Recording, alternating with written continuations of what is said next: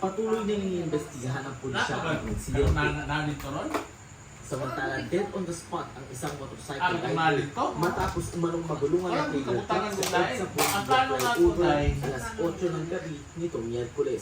Ayon sa paunang ulat mula sa Pasay Police, nasa 46 anyos ang nasabing rider na residente ng Valenzuela City. Parehong paakyat sa North Parkway ng Buendia flyover ang motorsiklo at truck.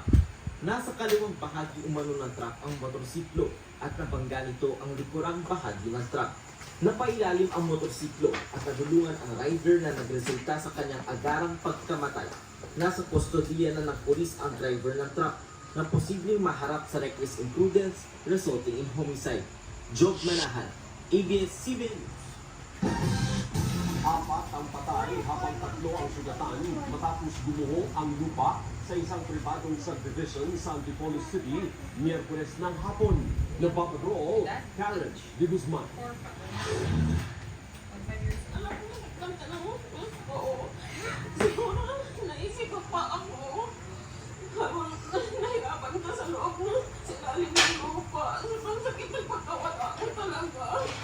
Labis ang hinapis ng asawa ni Edgar Encelo, isa sa mga nasawi matapos matagulo ng bumibong lupa sa ginagawang bahay sa isang private subdivision sa Antipolo City nitong Miyerkules. Kwento niya, bago pa lang namamasukan bilang